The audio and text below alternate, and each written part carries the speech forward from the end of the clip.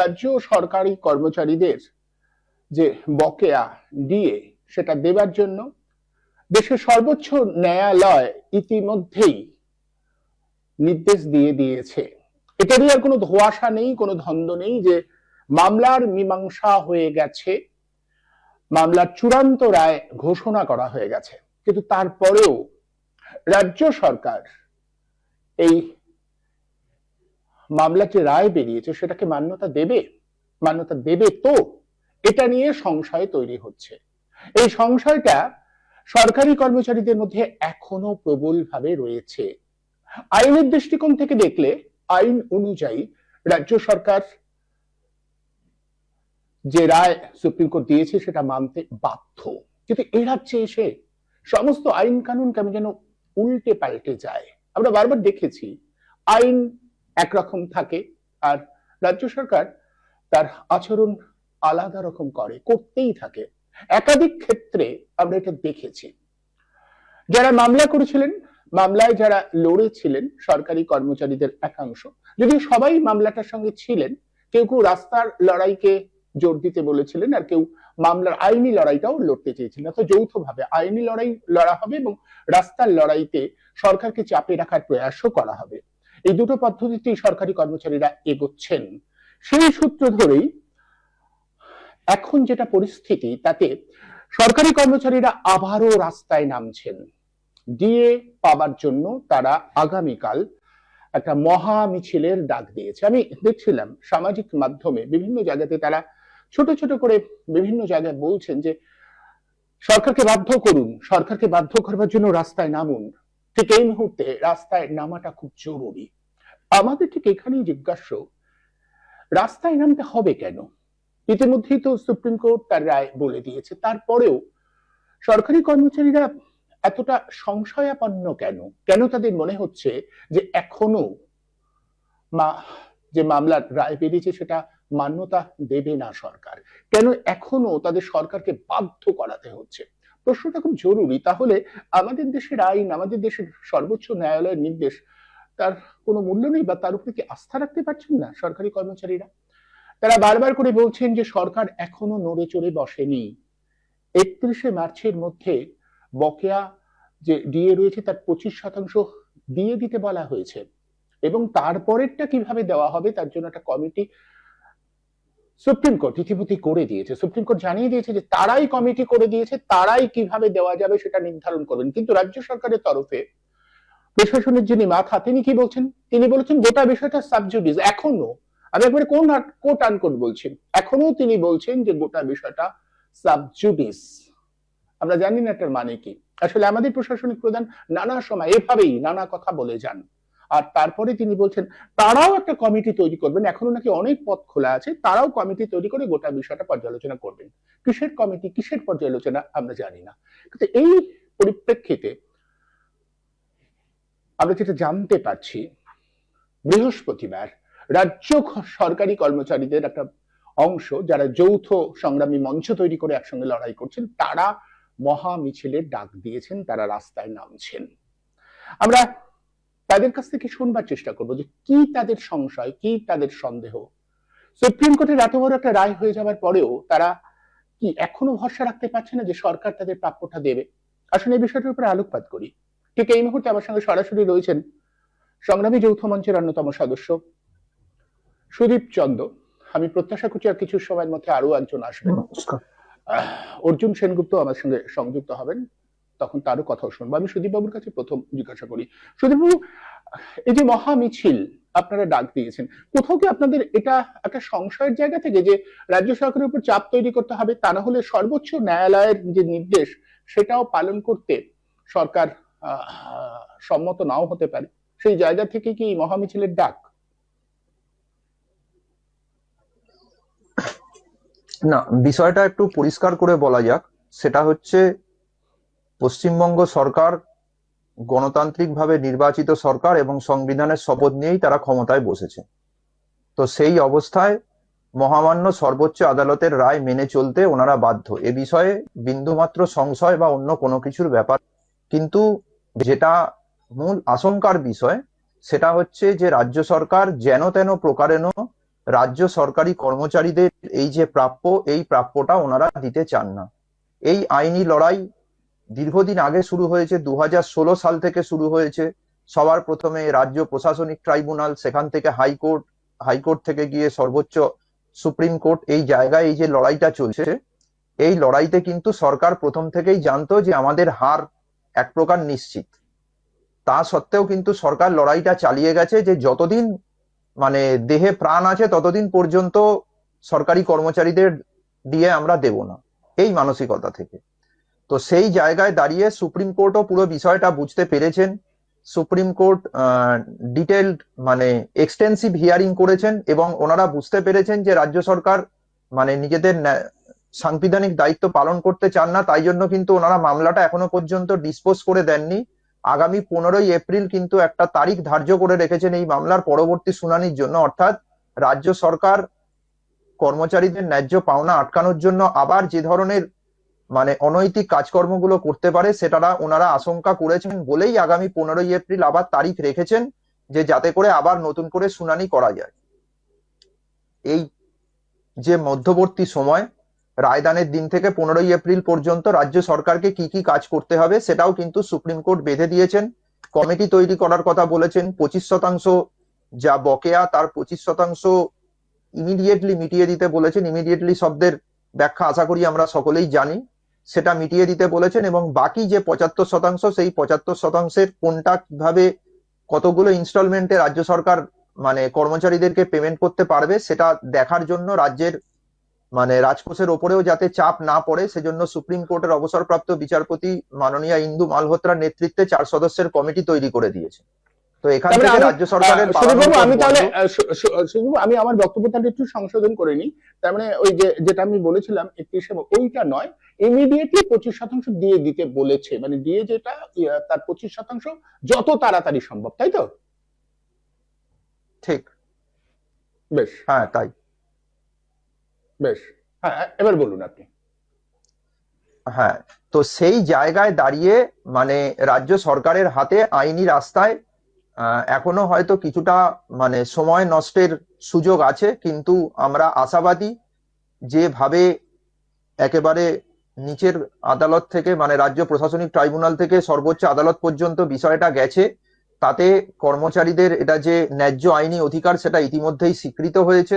সুতরাং এখানে রাজ্য সরকার যেটা চেষ্টা করতে পারে, আদালতে আবার নতুন করে আপিল করে কিছুটা সময় কিনতে পারে, কিন্তু তার বাইরে আর নতুন করে রাজ্য সরকারের কোনো কিছু পাওয়ার নেই।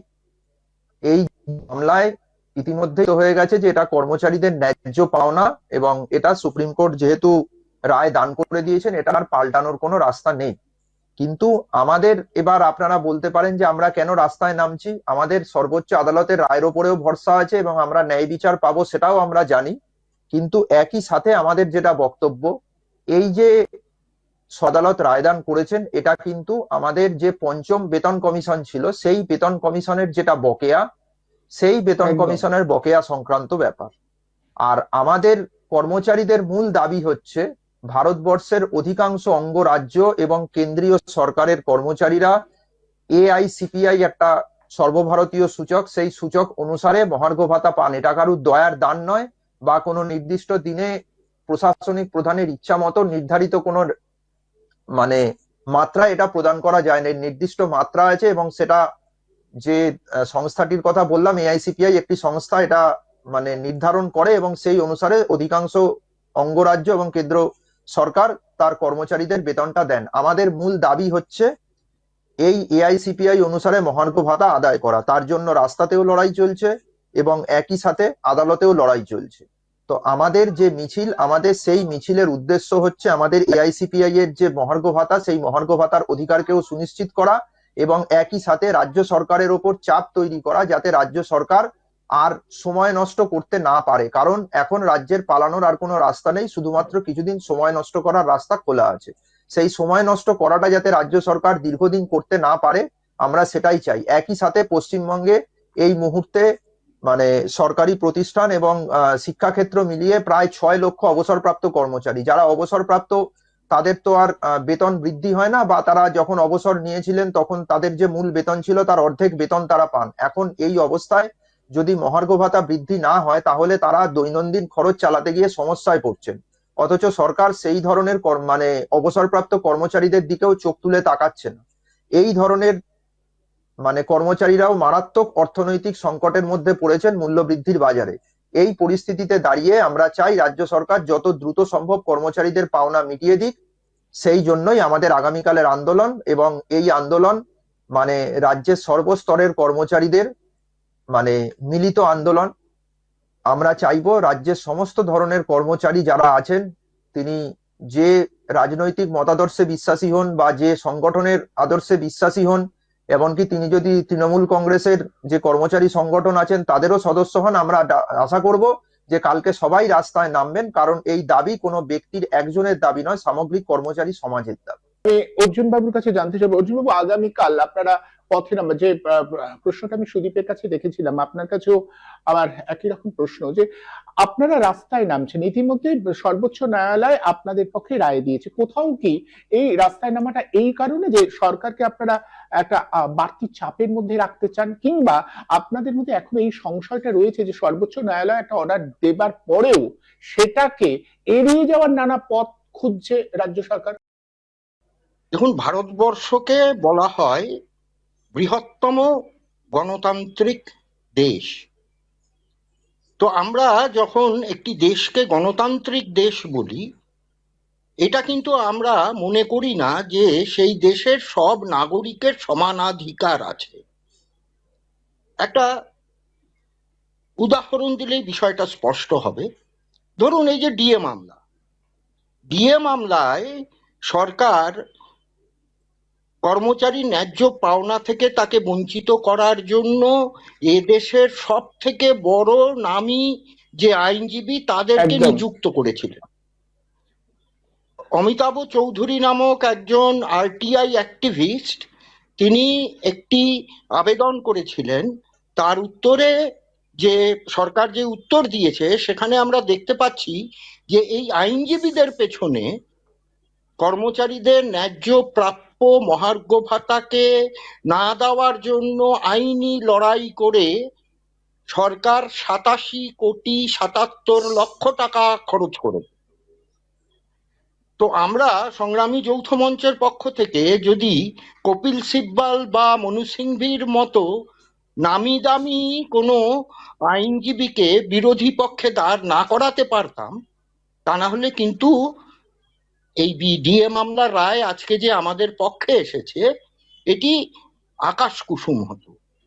গোপাল সুব্রমণিয়াম জি অত্যন্ত নামী এবং দামি আইনজীবী, এবং সরকারি কর্মচারীরা যদি আমাদের আর্থিক সাহায্য না দিত তাহলে কোনোদিন আমরা এই ডিএর মামলা জিততে পারতাম না।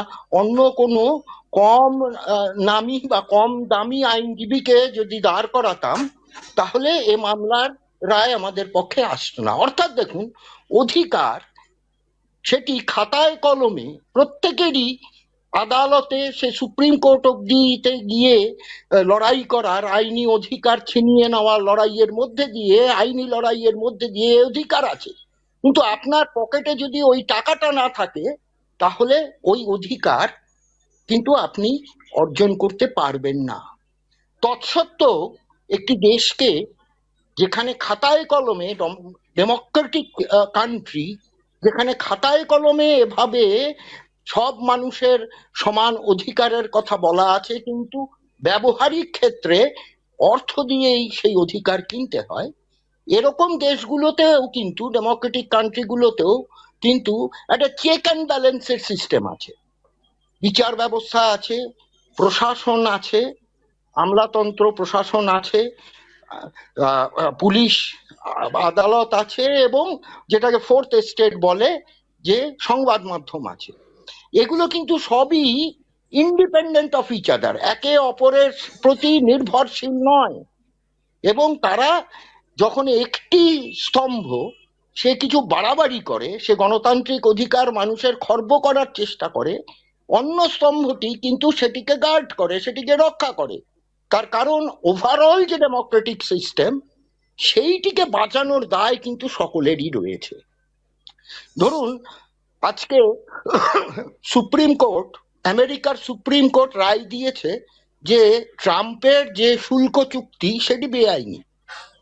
এবার আমেরিকা যেহেতু একটি গণতান্ত্রিক দেশ, ট্রাম্পের বাবারও সাধ্য নেই যে সুপ্রিম কোর্টের এই রায়কে সে অবমাননা করে, কারণ সেখানে ওই চেক অ্যান্ড ব্যালেন্সের ব্যাপারটি আছে। ভারতবর্ষে আমরা দেখতে পাচ্ছি যে দীর্ঘদিন ধরেই এই চেক অ্যান্ড ব্যালেন্স একটি ডেমোক্রেটিক কান্ট্রির ভেতরের অভ্যন্তরীণ যে চেক অ্যান্ড ব্যালেন্স সিস্টেম সেটি নষ্ট হয়ে গেছে। ভারসাম্য রক্ষা করবার বিষয়টা, হ্যাঁ। এই ভারসাম্যটি নষ্ট হয়ে গেছে এবং আন্তর্জাতিক যে সমীক্ষা সংস্থাগুলো আছে, যেমন ধরুন freedom house, economic democracy index, এরাও কিন্তু ভারতবর্ষকে আজকে আর পূর্ণ গণতন্ত্র বলতে রাজি নয়। তার কারণ এই চেক অ্যান্ড ব্যালেন্স সিস্টেমটাই চলে গেছে। ভারতবর্ষের সুপ্রিম কোর্ট বা হাইকোর্ট একটা রায় দিল, সেই রায়কে মানার বাধ্যতা কিন্তু সরকারগুলোর নেই। একটি উদাহরণ দিই, 23 তারিখে হরিয়ানার পানিপথে ইন্ডিয়ান অয়েলের প্রায় 40,000 কন্ট্রাকচুয়াল ওয়ার্কার, ঠিকা শ্রমিক, তারা ধর্মঘট করছে। দেখুন, ইন্ডিয়ান অয়েল এটি কিন্তু একটি সরকারি সংস্থা, সে এভাবে দিনের পর দিন বছরের পর বছর ধরে একটি স্থায়ী কাজের জন্য সে কন্ট্রাকচুয়াল ওয়ার্কারকে ঠিকা শ্রমিক নিয়োগ করছে। অথচ 2006 সালেই সুপ্রিম কোর্ট উমাদেবী মামলায় অত্যন্ত সুস্পষ্টভাবে জানিয়ে দিয়েছে যে even in case of year appointment, মানে বেআইনি নয়, নিয়মের যদি নিয়োগ হয় কন্ট্রাক্ট ওয়ার্কার ঠিকা শ্রমিকদের ক্ষেত্রে, সে যদি 10 বছর টানা কাজ করে তাহলে তাকে স্থায়ীকরণ করতে হবে। অর্থাৎ আমরা দেখতে পাচ্ছি যে আমাদের দেশের সরকার, রাজ্য সরকারের দিকে কি অদ্ভুত, কি আশ্চর্য এক্সপ্লয়টেশন। এই যে জল জীবন মিশনের যে পাম্প অপারেটররা 25 বছর 30 বছর ধরে টানা কাজ করে চলেছে, তাদেরকে এখনো অবধি স্থায়ীকরণের জন্য কোনো কিছু করা হলো না। এবং এবছর বাজেটে 60,000 কোটি টাকা বরাদ্দ হয়েছে কেন্দ্রীয় বাজেটে, সে টাকাটা রাজ্য সরকারের কাছে এসে পৌঁছেছে। অথচ এই পাম্প অপারেটরদের, যাদের 8 থেকে 11,000 টাকা মাত্র মায়না, তাদের 8 মাস মায়না অবধি দেয়নি। অর্থাৎ ভারতবর্ষের এই যে ভারসাম্য, গণতন্ত্র, ওই কাগজে কলমে গণতন্ত্র রক্ষার জন্য যে ভারসাম্যের প্রয়োজন, সেই ভারসাম্যটা কেন্দ্র এবং রাজ্য উভয়ের ক্ষেত্রেই নিশ্চিহ্ন হয়ে গেছে প্রায়।